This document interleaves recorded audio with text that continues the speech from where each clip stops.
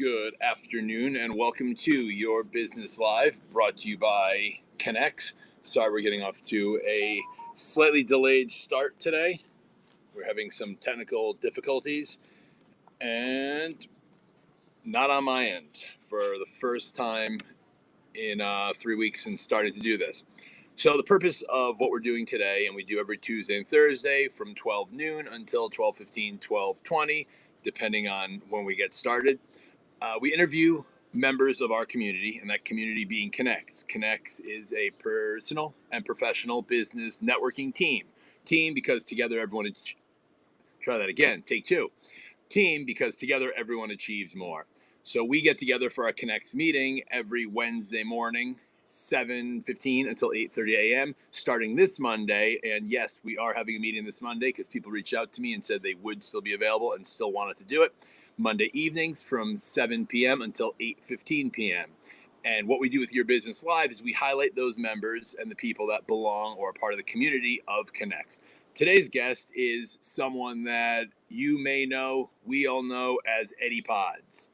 Eddie Adelman is someone that I met about 4 months ago at another networking event, and we hit it off right away. And he liked what he heard about Connexx, came to his first meeting that following week. And from that point forward, he's been a phenomenal member and someone that I greatly respect for the person that he is, how he talks about and spends time with his family, and just the way he has his head on straight. Someone that definitely is a role model for many of us who are looking to always be better. That being said, I'd like to introduce you to Eddie PODS. How you doing, Chris? Hey, thank you for being here today. If you could let everyone know your name, who you are, where you're from, a little bit about yourself. Give us a little intro. My name is Eddie PODS, as everyone knows me in the industry. I work for PODS Storage Containers, moving, storage, restoration. Been working for PODS almost 10 years now. Seen many different strange projects in my time. And I've also gotten my kids involved with PODS over the years, working for various projects and getting them accustomed to what working is and what it means to be a brand name that everyone knows. What exactly is a pod? Pod is a portable on-demand storage container, meaning we can drop that container off at said location. We can pick it up, move it to another location. We could pick it up, put it in my facility, and we could ship it to 220 different warehouses around the country. What's the difference between someone using a pod and using a moving company? With a moving company, you have to chase them. So if you're loaded up into a moving van or a tractor trailer, they're going to take it to your next destination. You got to be there waiting to accept it. If you're not there waiting to accept it, they're going to put it in one of their stationed warehouses in that location and come back when you are ready, which means your stuff gets handled twice. It also sits in an unsecure area in their warehouse while they're waiting for you to decide when you want it. With PODS, the container sits in my warehouse as you packed it until you call me and say, Eddie, redeliver the container on said day. No chasing. And with a pod, do you need to put everything in yourself, or does PODS provide crews that can load the pod up for you? We don't personally load it. We do have national partners around the country, but I have a local team here on Long Island, and I have a local team in New York City that give white glove service to my clients, and they treat them like they're my clients. I do a lot of referral business with these guys, and I give more than I get, and that's what makes them give my customers a great experience. So if someone were to be moving, instead of hiring a moving company, they can order a pod, have it dropped off, I'm guessing, in their driveway, in their yard, load it up Correct. At convenience. Then when it's filled, you said call you come pick it up.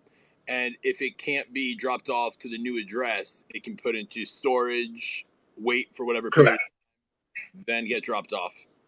Correct, and that's the flexibility. Load at your leisure, move it at your leisure, have it delivered when you are ready. You're not chasing any time schedule. You pay by the month, and I always joke with my clients, the longer you have it, the more money I do make. And I laugh about that, but what's better, convenience or chasing? I'd rather have convenience over chasing any day of the week.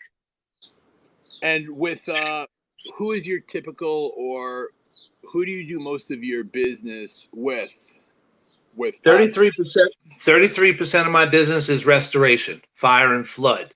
Another 25% is construction, and another 12% on moving, relocation, whether it's local or out of state. You have mentioned to me something about with COVID.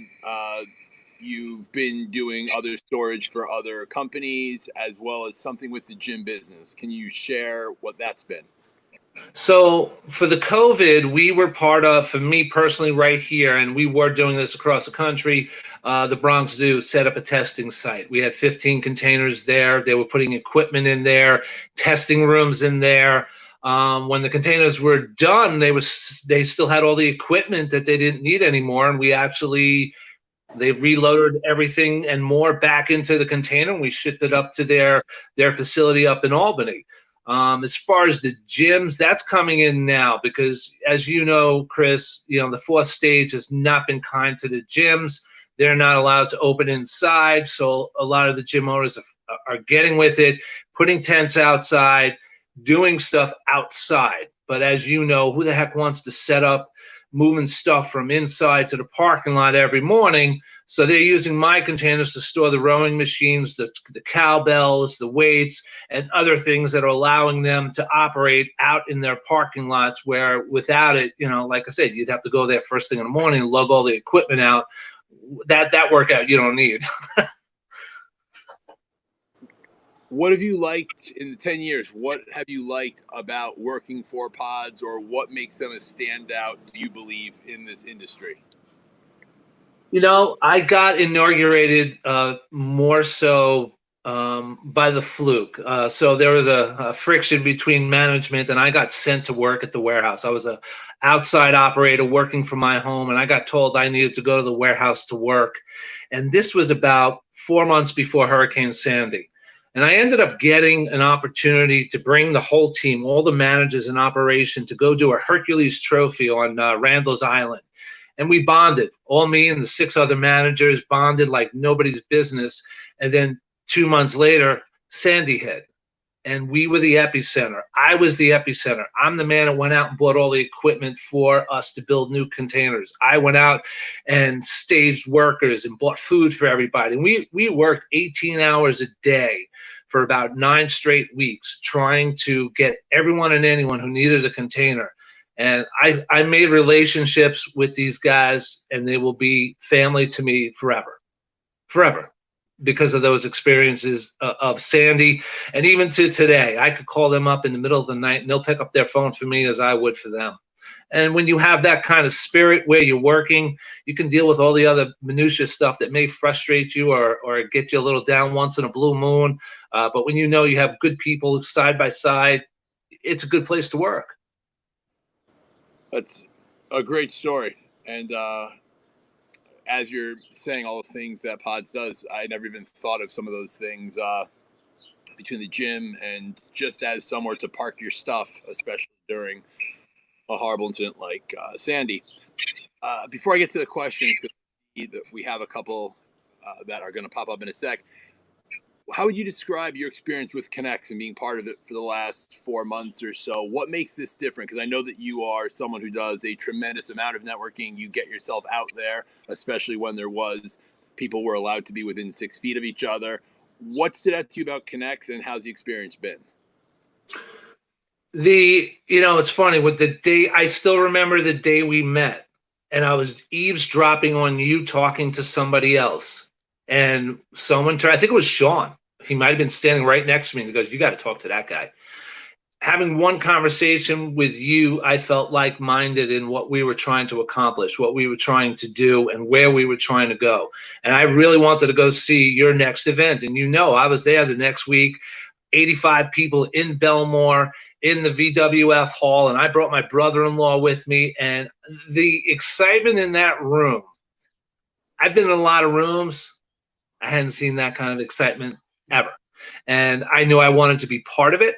And then when you said you were establishing a new location out in Melville, that word founding father, founding member, I wanted to be that. I wanted to be part of it.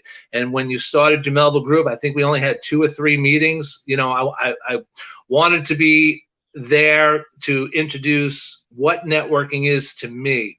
It's not about pods. It's not about Eddie. It's about connecting with people. And the biggest thing about you and your organization, Chris, you don't care what people do.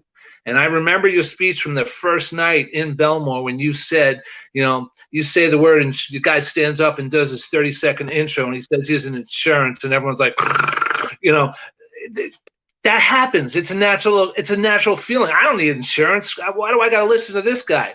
But when the guy gets up and says, I play guitar and I do football on the weekends with my kids, and all of a sudden you're finding different things that you connect with. And to me, that is just, I can't wait to see the band.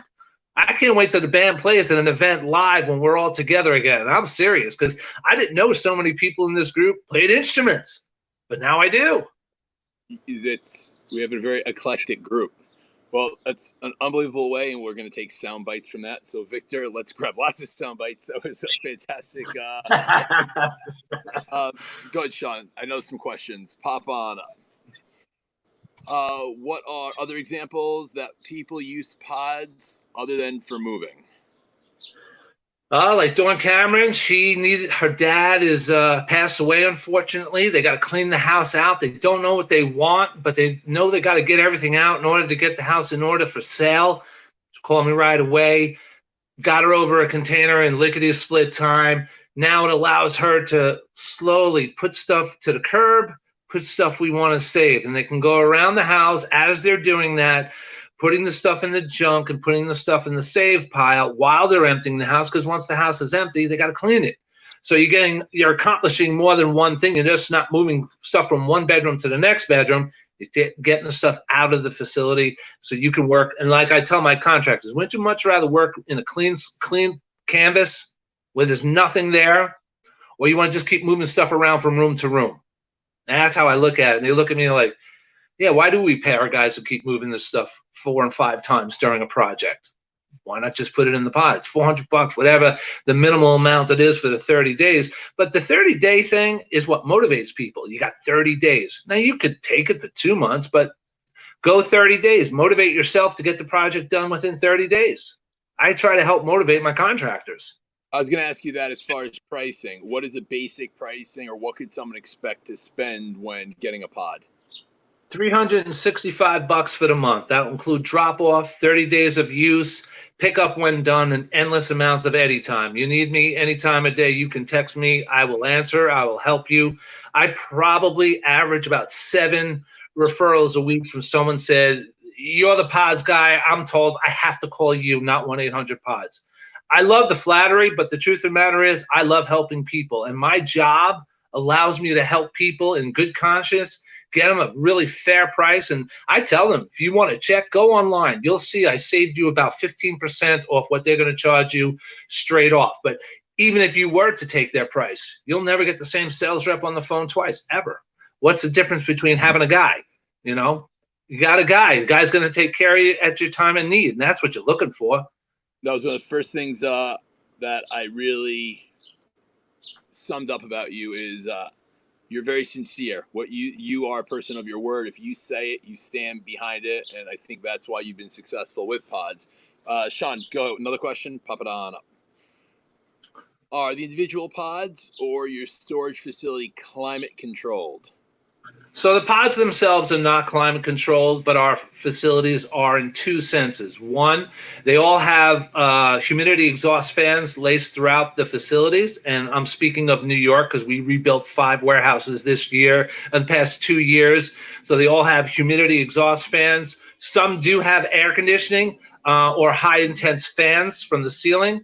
The biggest thing about our warehouses is there are no windows. So they're dark, cool places. That is the ideal setting to store artwork, furniture, equipment. Dark and cool areas is where you want to store your stuff, whether it's in a container or in a particular warehouse. That helps. Listen, I have a container in my driveway for 4 years. Personal belongings, papers, and it's all fine. But when it gets into a dark, cool place like the warehouse, it's even better. Your neighbors probably love that being in your driveway. I have great neighbors. I let my neighbors, 2 boys, use my driveway as their BMX bike course, and I let them use my pool. They don't give a crap about my pod. What's the average amount of time that a pod is used? Well, I have the highest rate in the company out of 25 reps. I average about 96 days per rental, which is turns into a 4-month rental. And the biggest, I saw that pop up there. The biggest size is an 8x8x16, which holds 3 to 5 full-size rooms. But we now have a brand new all-steel 8x8x16 container meant for heavy construction, swing doors, like a regular barn-style doors, heavy duty. And I actually sell that cheaper than our regular container. Can you store a car in it? People have. I used to be the videographer for Pods and Hop Hog, and it was during the Storage Wars days, and I had the camera out. My buddy popped the lock. We rolled it up. There's 15 people around. There's a freaking Porsche in there. We had to close it up, lock it up, and we had to find out who the heck the owner of that Porsche was before we could auction it off. I was going to say, 1 week later, had a license plate, Eddie Pods 1. Eddie Pods, I wish. Sean, any more? I got it. Can the pod go from one house that you're leaving to the new house you're moving to? We can do it direct, meaning I could set it up at this house, move it directly to the other house. The only time it doesn't work is when you're leaving one location on the 1st, but not taking the keys to the 15th. And when that happens, we're perfect. Bring it back to my facility. We'll hold it until you get the keys to the new place. I've been working with Ed Jarvis. He has thrown me a few leads for people who are relocating. The pricing is a little different in our warehouse because it's 4 trips. You know, we got to go there, drop it off, pick it up, bring it back to my warehouse, bring it to your new place, pick it up. So it's a little bit more of a price. It's about, so where I said it was $365 for 1 month, it would probably be about $475 to do a drop off, store to my place, and then redeliver it to your new location. Got it. Well, that was very informative and great. And I think there's so many uses for a pod, like you said, for gyms, putting equipment in it, for moving. And I guess even if you were having housework done, I remember when we redid our floors and had them stripped and stained, we had to have all the furniture out of the house, and a lot of the furniture got rid of. It never dawned on me to get a pod and store it in there for a week or whatever it was. Could I give you 2 unique uses? Could I give you 2 unique uses that have come across in my 10 years? Sure. 1, Times Square. Every year, 18 containers on the streets of New York City. We load the containers. My kids load the containers at our Melville warehouse with the giant glasses that say 2020, the special hats that they give away from the gym that sponsors it. And then we bring the full containers to the city, and they're stationed around Times Square for them to hand out on New Year's Eve. And the fun part is they pay me full price, which is great, but the exposure I get, the 2 busiest weeks of the year of all the people that get to see Pods containers in the middle of the street, it blows me away every year. And my kids look forward to doing that project every year. And they actually get paid to do it. And I would like to come help load up those pods next year, and they're going to see that there just may happen to be a Connexx logo across the entire back of the pods. We could work on something like that for certain. Right. We'll talk about rental space for the Connexx logo in Times Square for New Year's. Sounds like a great idea.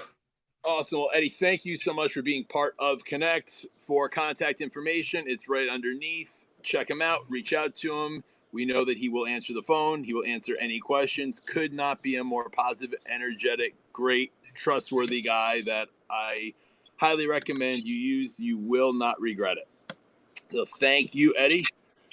You're welcome. Have a great 4th of July weekend, my friends. You do the same.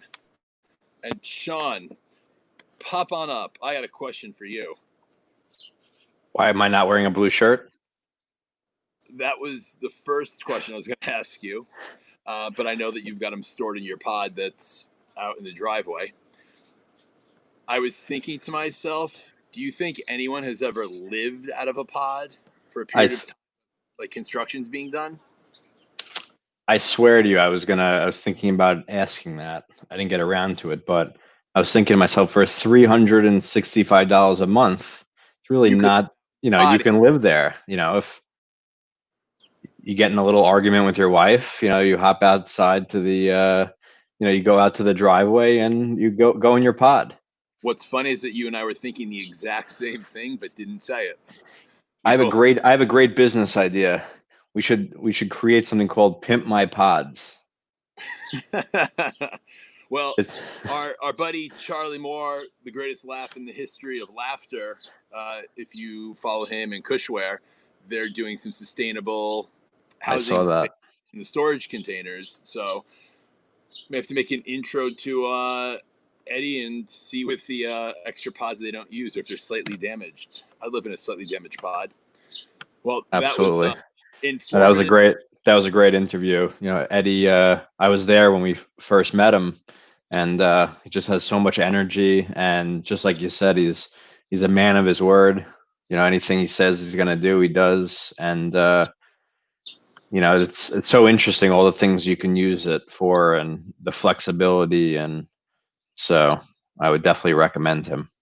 But I think what makes the pod, I think more people would be inclined because of the personality behind Eddie. And like anything, it's just a container that the company is storing in places. But I mean, look how passionate he speaks about a small dumpster that doesn't have garbage. Well, I guess it has your own personal garbage in it, but Yep, he's selling those. But he has such a passion about it that I want to order a pod right now and just store I everything know. and And ship it back. while the interview was going on, there was a few testimonials that I wanted to throw up. People using pods before, saying great things. Nice. Just a few more, and just one more.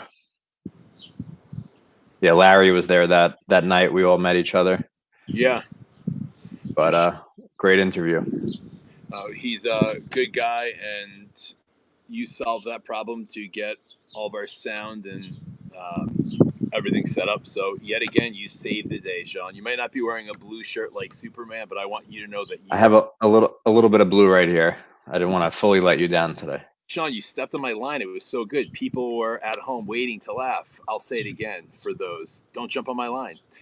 You might not be wearing blue like Superman, but you'll always be my personal Superman.